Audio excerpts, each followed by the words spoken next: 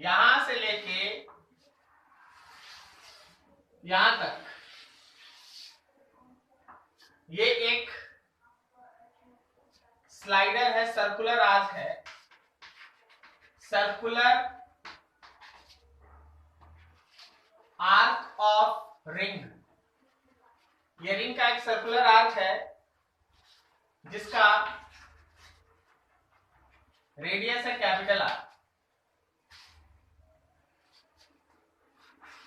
ठीक है, ध्यान से, ये पॉइंट P है, ये पॉइंट Q है, यह ओरिजिन है जो इसका सेंटर भी है।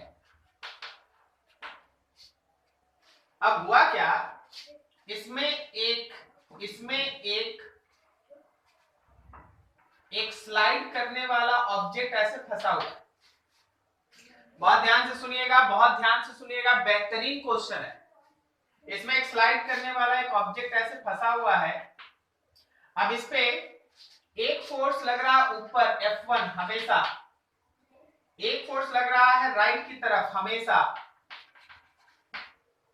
एक फोर्स हमेशा लग रहा है टुवर्ड्स Q, वो हमेशा Q की तरफ है, और एक फोर्स हमेशा लग रहा है पाथ के टेंजेंट। सब फोर्सेस को सुनो, F1 इज F1 है क्या, constant magnitude but always acts towards positive y-axis। F2 क्या है, F2 का भी कांस्टेंट मैग्नीट्यूड है but always acts towards positive x-axis। ठीक है, F3 और F4 भी सुन लो। F3 constant magnitude and always directed towards Q, हमेशा वो Q की तरफ डायरेक्टेड होगा। किधर होगा, हमेशा Q की तरफ। और F4 constant magnitude and always tangent to path, ये हमेशा पाथ के टेंजेंट होगा। ये सारा फोर्सेस का मैग्नीट्यूड जो है, चाहे F1 लो या F2 लो या F3 लो या F4 लो, सबका मैग्नीट्यूड तुमको जरूरत पड़ेगा तो F ले लेना। तो तुमको फाइंड आउट क्या करना है, देन फाइंड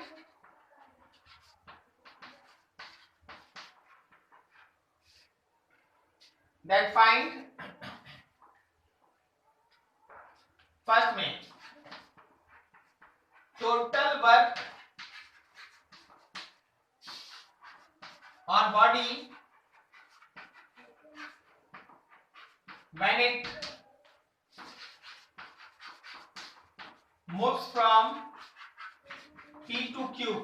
जब वो P से Q मूव करेगा तो टोटल वर्क बताना है, और सेकंड बताना है फाइनल वेलोसिटी एट Q।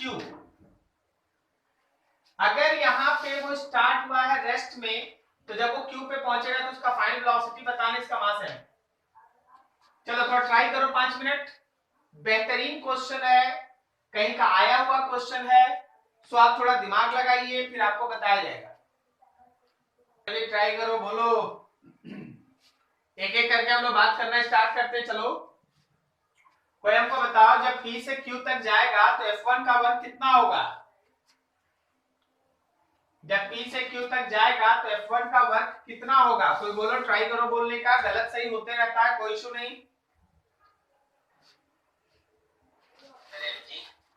नहीं जी, mg यहाँ है ही नहीं, mg का कोई बात ही नहीं, ठीक है। mg का कोई बात नहीं। मान लीजिए ऐसा हॉरिजॉन्टल प्लेन में ये रहा y एक्सिस, ये रहा x एक्सिस, हॉरिजॉन्टल प्लेन में हो रहा है, तो अगर ये हॉरिजॉन्टल प्लेन में मूव कर रहा है तो mg तो परपेंडिकुलर, mg का तो कोई डिस्कशन ही नहीं है इसमें, ठीक है। हाँ बोलो।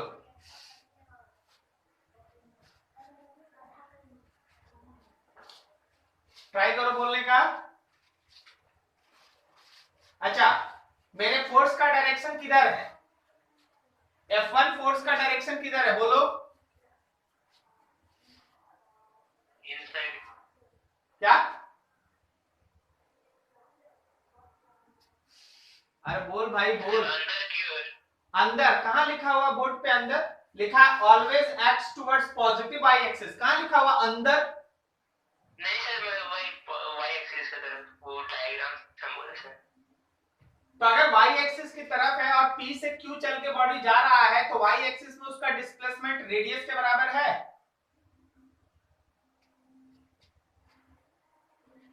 अरे बोलो भाई, समझा?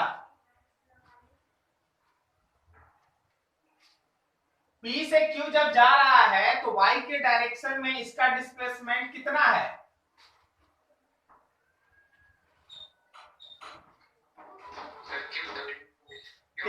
कितना? OQ तो x में ना डिस्प्लेसमेंट है यार, PO ना डिस्प्लेसमेंट है। रेडियस के बराबर।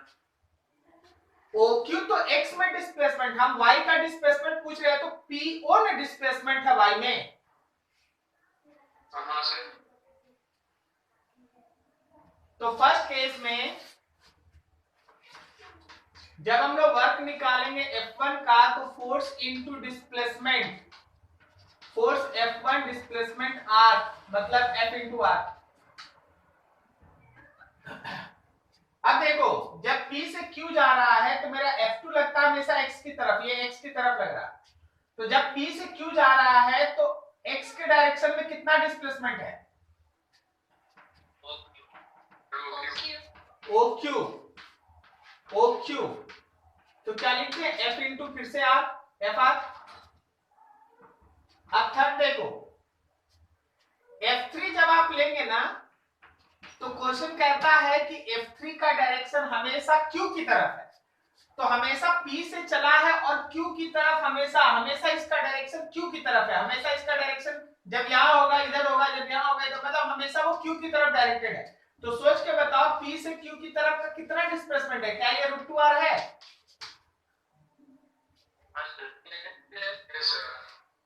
तो F3 into PQ and that is again F into √2r, ये F3 का वर्क।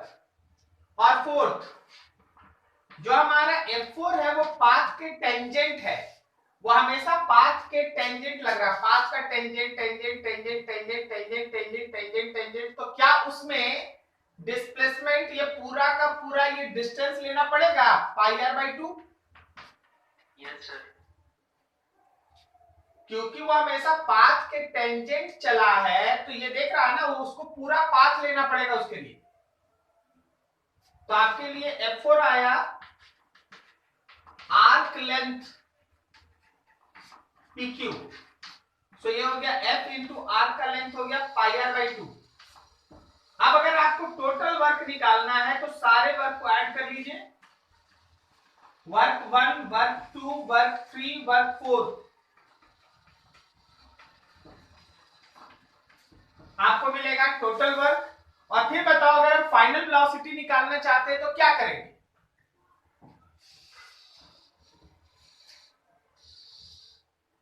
बोलो बोलो, अगर वर्क आ गया है और फाइनल वेलोसिटी निकालना है तो हम क्या करेंगे?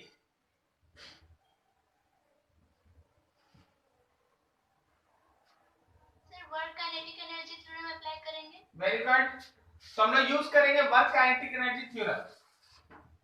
बी पार्ट बनाने के लिए लिखेंगे work done by all forces is equal to change in kinetic energy. Final kinetic energy में लिखेंगे हाफ mv² और इनिशियल में लिखेंगे 0 क्योंकि इनिशियल ये रेस्ट में था, यहां से भी निकालेंगे। चलो कंप्लीट करो फटाफट।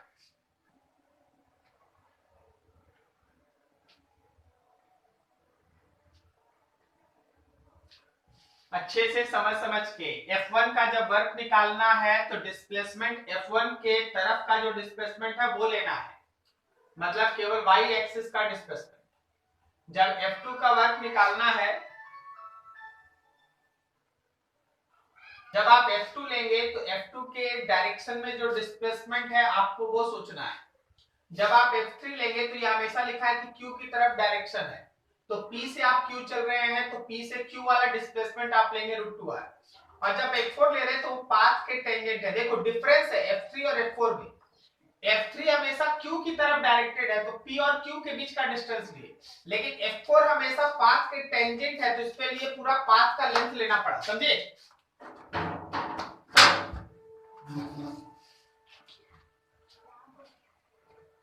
समझ में आया आप लोग को? Yes sir.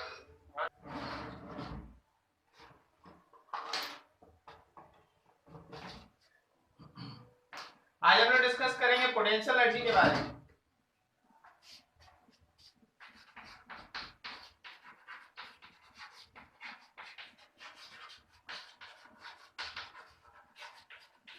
Concept of potential energy.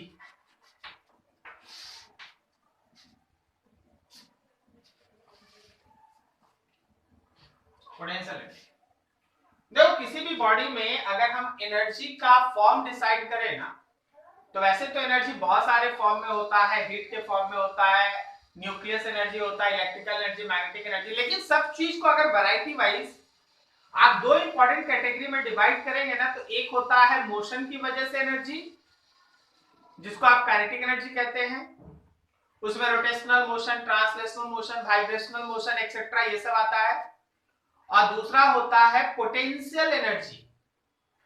Potential energy का जो कॉन्सेप्ट है वो ये है कि सिस्टम में अगर कंजर्वेटिव फोर्स मौजूद है तो कंजर्वेटिव फोर्स की वजह से सिस्टम के अंदर एक एनर्जी स्टोर होता है, that energy is called potential energy.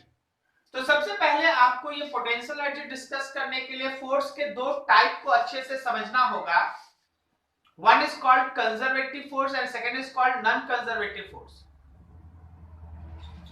Conservative force वो फोर्स होता है जिसके अगेंस्ट में किया गया वर्क, कंजर्वेटिव फोर्स वो फोर्स होता है जिसके अगेंस्ट में किया गया वर्क सिस्टम के अंदर in the form of potential energy store हो जाता है।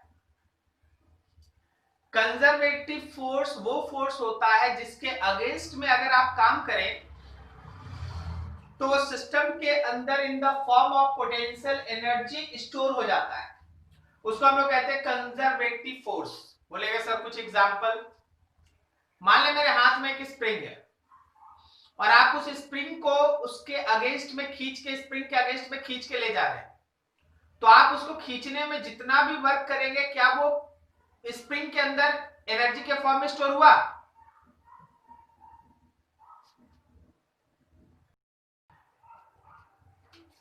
हो गया सबका? एक मिनट सर।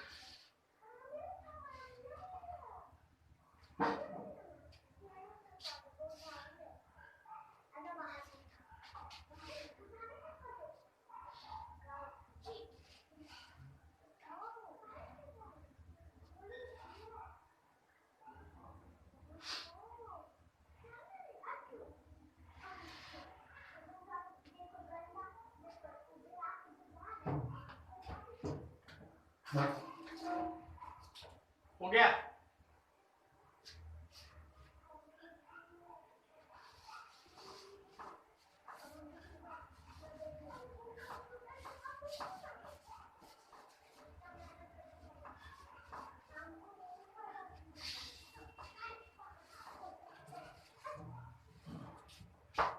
अब यहाँ पे एक important relation,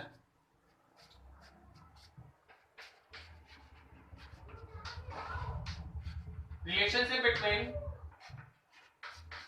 potential energy U and conservative force।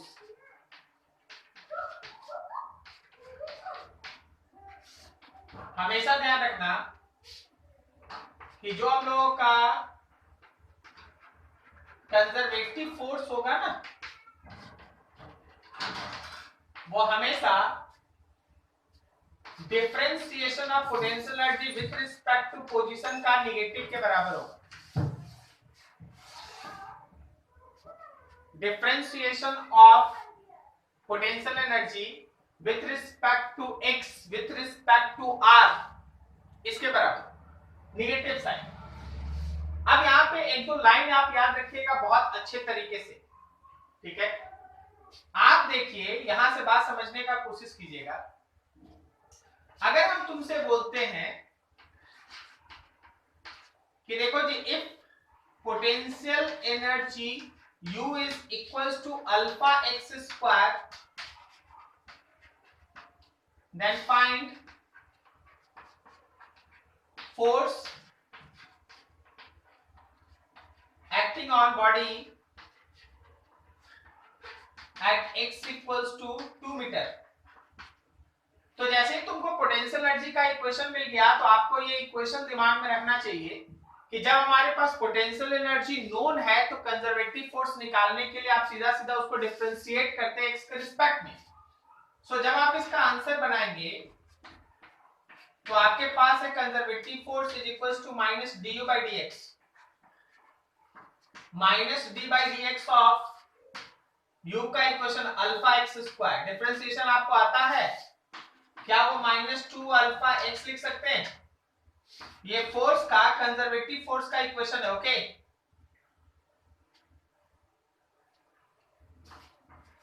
लेकिन आपको ये कंजर्वेटिव फोर्स चाहिए कब चाहिए? तो x is equals to 2 metre पे, x इक्वल्स टू 2 है, x के जगह 2 पुट करो तो क्या मेरे इस कंजर्वेटिव फोर्स का वैल्यू माइनस 2 अल्फा 2, कहने का मतलब माइनस 4 अल्फा आएगा। बोलो बोलो, समझा? Yes sir. Yes sir. थोड़ा और आगे बढ़ते हैं। अच्छा, जब आप स्प्रिंग को खींच रहे थे, तो आप जिधर भी फोर्स लगा रहे थे, स्प्रिंग उसके अगेंस्ट में फोर्स लगा रहा था ना? Yes sir. Yes sir. हम ये कहना चाहते हैं कि जो फोर्स एक्सटर्नल एजेंट का होगा ना, वो हमेशा कंजर्वेटिव फोर्स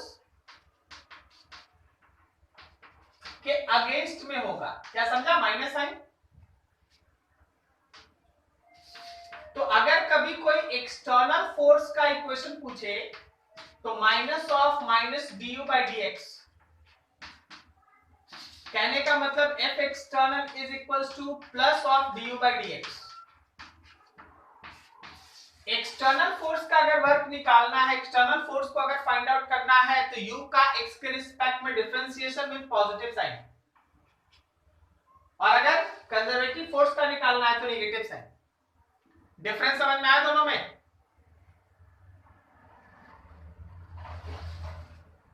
कभी भी अगर कंजर्वेटिव फोर्स का वैल्यू फाइंड आउट करना रहा तो minus du by dx,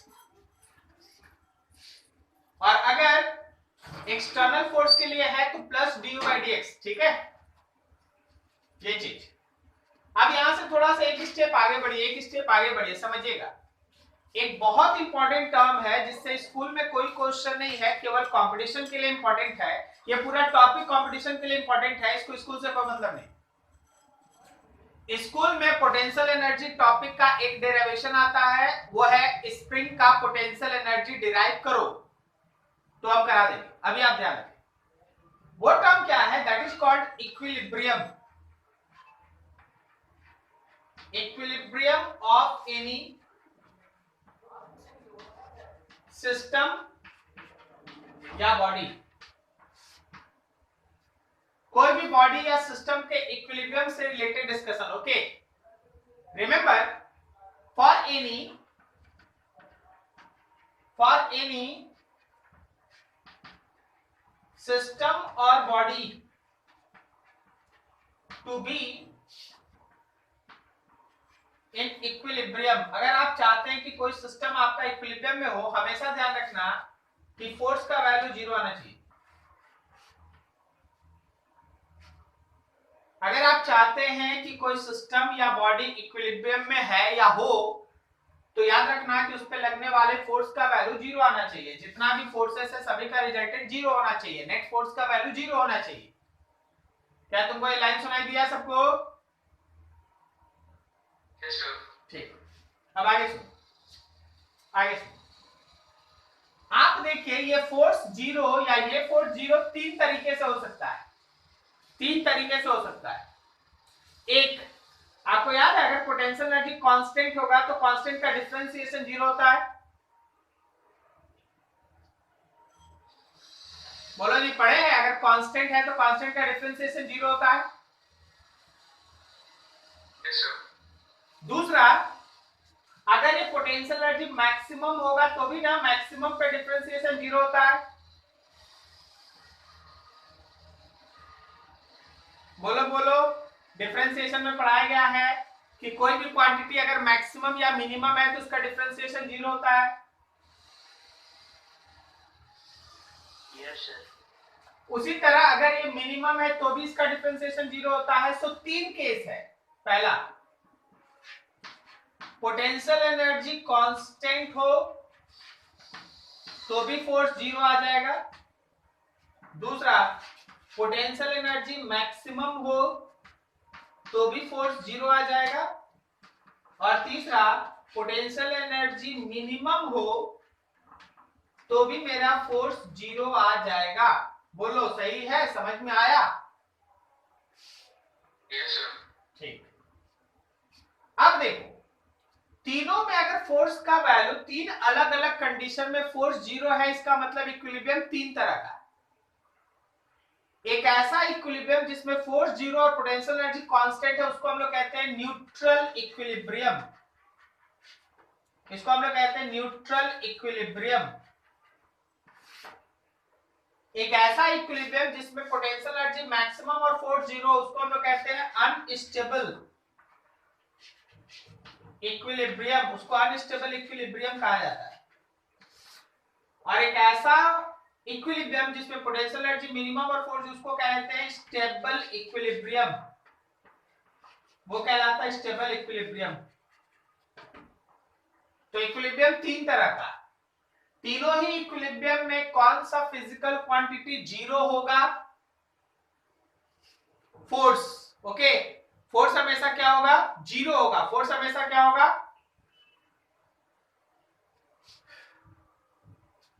zero. और जो हमारा पोटेंशियल एनर्जी है उसका अलग अलग डाटा हो सकता है। पोटेंशियल एनर्जी कभी कांस्टेंट हो सकता है, पोटेंशियल एनर्जी कभी मैक्सिमम हो सकता है, या फिर पोटेंशियल एनर्जी कभी मिनिमम हो सकता है। जैसे आप इस ग्राफ को देखिएगा, ग्राफ को देखिए, आपको हम समझा रहे हैं।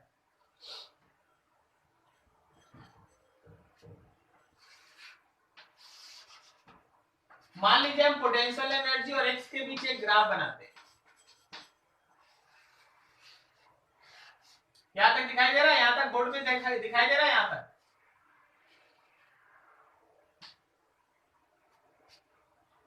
सर थोड़ा सा बाहर हो गया।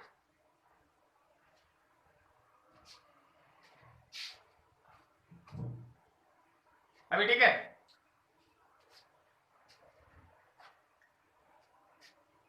गौर करना, इस पॉइंट पे सोच सोच के बताओ हमको, क्या यहाँ पे स्लोप जीरो है? फॉर यूएक्स ग्राफ, अगर हम लोगों के पास यूएक्स ग्राफ है तो इसका स्लोप तो du बाई dx होगा ना।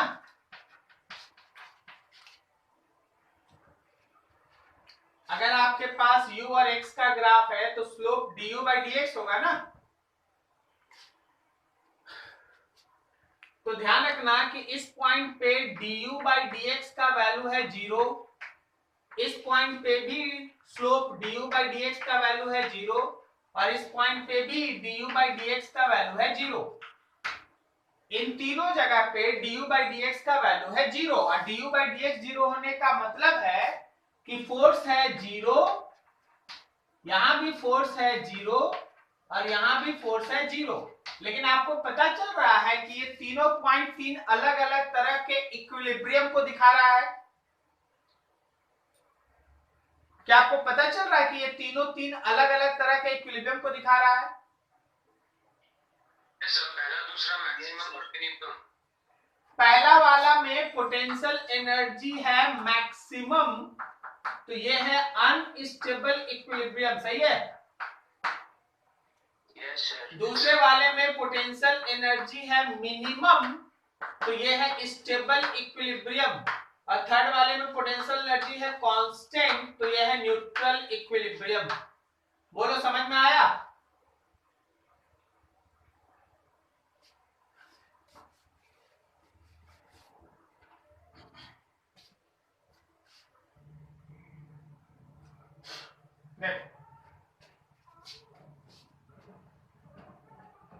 नेक्स्ट हम लोगों के पास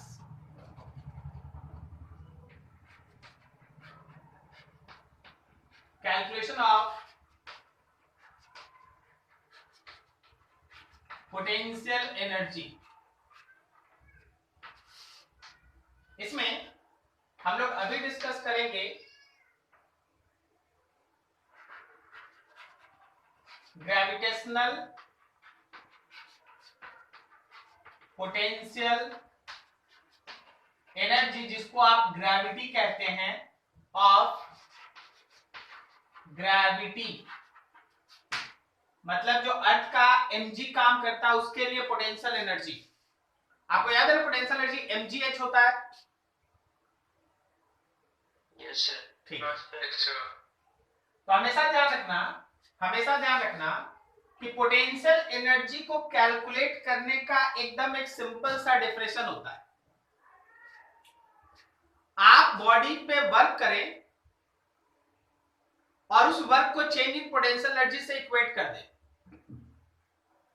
आप बॉडी पे वर्क करें, देखिए आप जो भी काम करते हैं कंजर्वेटिव फोर्स के अगेंस्ट में, आप जो भी काम करते हैं वो सिस्टम अपने अंदर in the form of potential energy store कर लेता है। यही है ना लाइन? ठीक है। Yes sir. तो हमेशा ध्यान रखना, मान लो जैसे हम लोग के पास ये एक लेवल है, इसको हम लोग कहते हैं रेफरेंस लेवल। कभी भी अगर आप पोटेंशियल एनर्जी का डिस्कशन कर रहे हैं ना, ये हम आपको आगे जाके पॉइंट वाइज सीरियल वाइज सब लिखा देंगे। कभी भी अगर आप पोटेंशियल एनर्जी का डेरिवेशन कर रहे हैं या कैलकुलेशन कर रहे हैं, हमेशा ध्यान रखना है कि रेफरेंस लेवल होता है और उस रेफरेंस लेवल पे पोटेंशियल एनर्जी हमेशा जीरो होता है। अब इससे ऊपर पॉजिटिव तो इसके नीचे निगेटिव, लेकिन रेफरेंस लेवल पे पोटेंशियल एनर्जी हमेशा जीरो होता है। अब मान लो इस रेफरेंस लेवल के रिस्पेक्ट में यहां से यहां तक का हाइट है h1 और यहां से यहां तक का हाइट है h2। एक ब्लॉक है यहां पर, इस ब्लॉक पे mg लग रहा है नीचे और आप ऊपर की तरफ एक फोर्स से इसको खींच रहे हैं और उसको यहां से ले जाके यहां पहुंचा दिए विथ कांस्टेंट वेलोसिटी। वेलोसिटी कैसा होना चाहिए? वेलोसिटी कैसा होना चाहिए? तो कांस्टेंट। जब भी आप किसी बॉडी को मूव कराते हैं, इन्फ्लुएंस ऑफ कंजर्वेटिव फोर्स एक पॉइंट से दूसरे पॉइंट पे with constant velocity, then amount of work done will be equals to change in potential energy of that system. Amount of work done will be equals to change in potential energy of that system. तो initially यहां है और finally आप यहां पहुंचा दिए। अब जरा गौर कीजिए, when body moves upward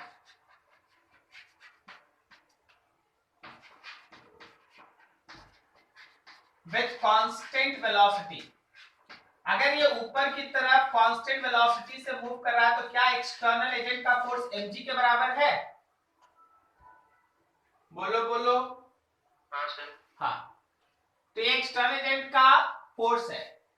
work निकालो, therefore work done by external agent is equals to force external into displacement।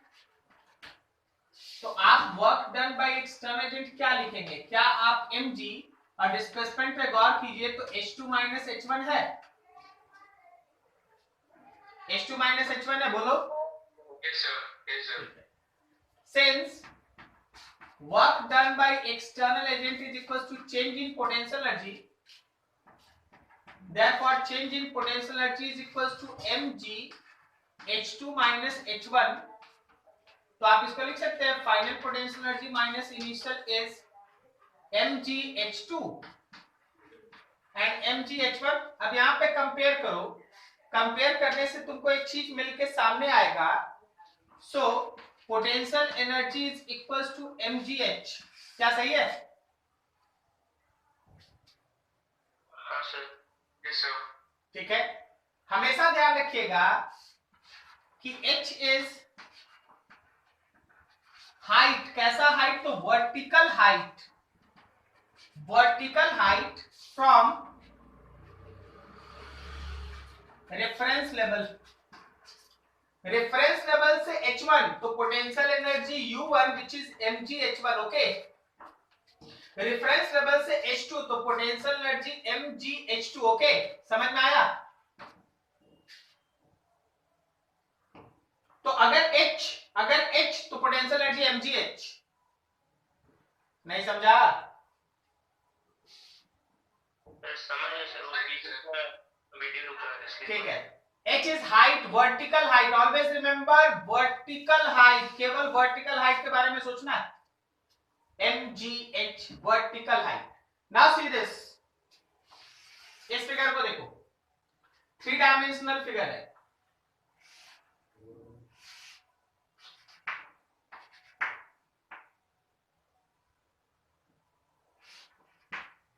ये x एक्सिस है, ये y एक्सिस है, ये z एक्सिस है. थोड़ा कोऑर्डिनेट समझिएगा.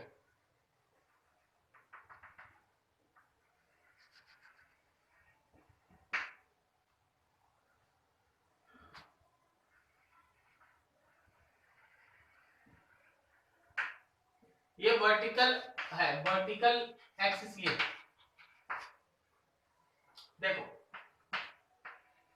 ये इनिशियल पॉइंट है और इसका कोऑर्डिनेट है ए बी सी, और ये फाइनल पॉइंट है और इसका कोऑर्डिनेट है D E F.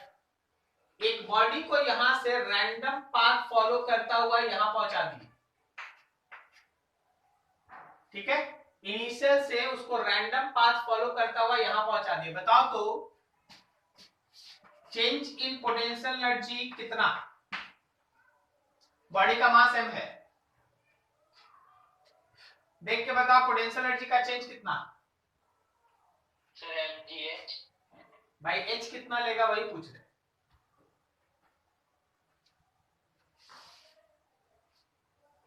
Sir h2 minus h1. अब भाई h2 और h1 कहाँ है? हम तो बोले कोऑर्डिनेट है abc और def. तुमको हाइट सोचना होगा. def minus abc. def minus abc. बस आप नहीं समझे ना. देखिए जी, सर e minus b. क्या बोला?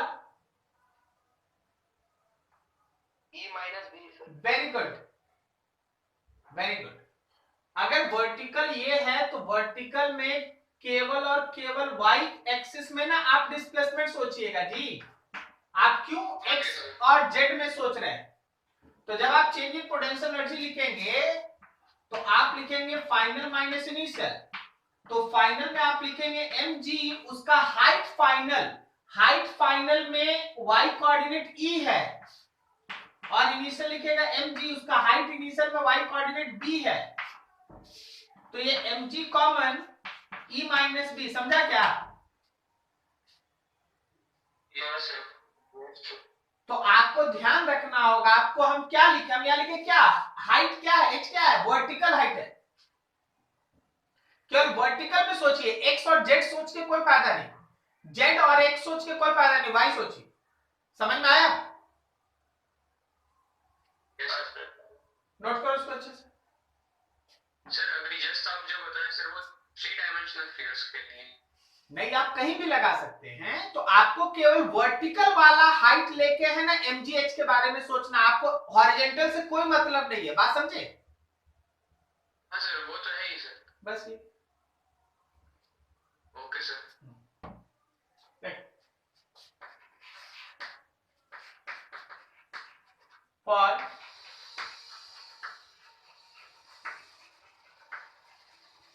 measurement of potential energy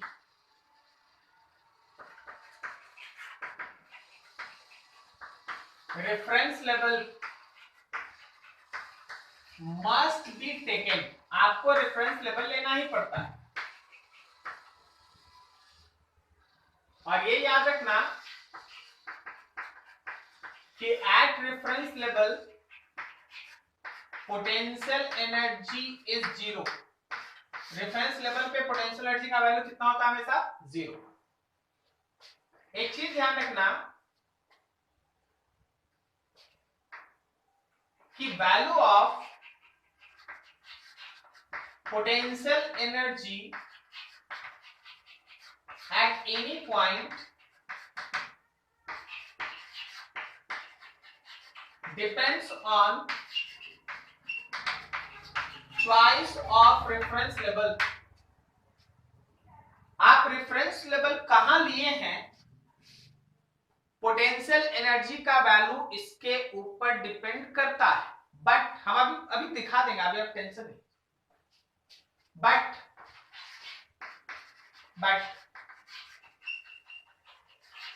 change in potential energy between 2 points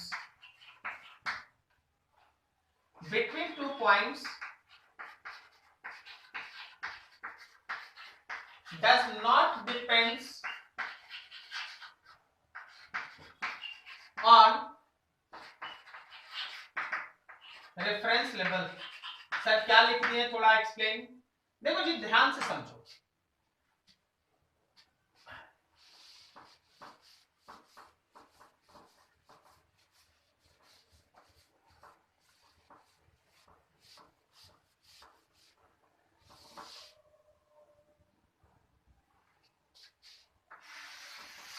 देखो, मान लो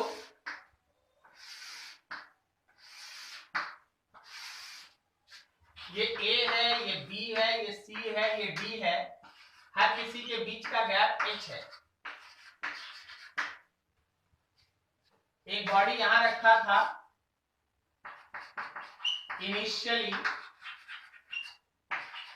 और फिर उसके बाद उसको ले जाके यहां पहुंचा दिया गया है फाइनली। ये इस तरह का पाथ फॉलो करके ले जाके ऊपर ऐसे।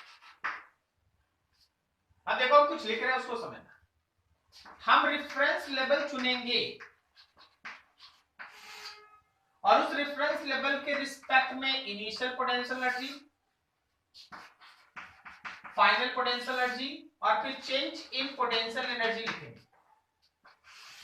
सोचो, अगर हम रेफरेंस लेवल ए को ले लें, अगर हम ए को रेफरेंस लेवल ले लें तो इनिशियल पोटेंशियल एनर्जी mgh होगा।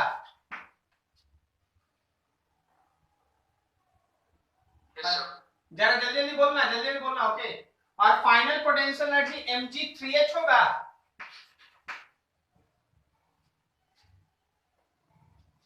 A से h हाइट, A से 3h हाइट, बोलो सही है? Yes sir. और क्या चेन में से इसको माइनस करेंगे तो 2mgh होगा।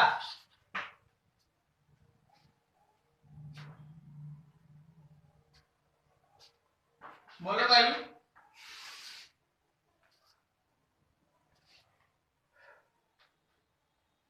समझ में आ रहा है?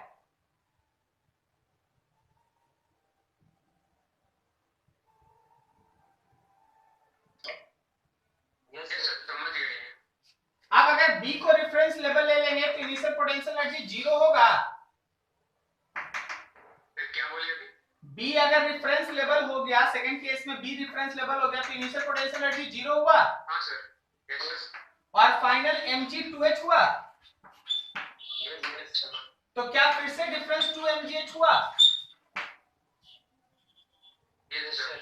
अगर हम लोग C को रेफरेंस लेवल ले लें, C रेफरेंस लेवल है, तो क्या शुरुआत का पोटेंशियल एनर्जी माइनस mgh है, नीचे है ना? Yes sir. और बाद वाला mgh है, और फिर से डिफरेंस देखो 2mgh है। यस।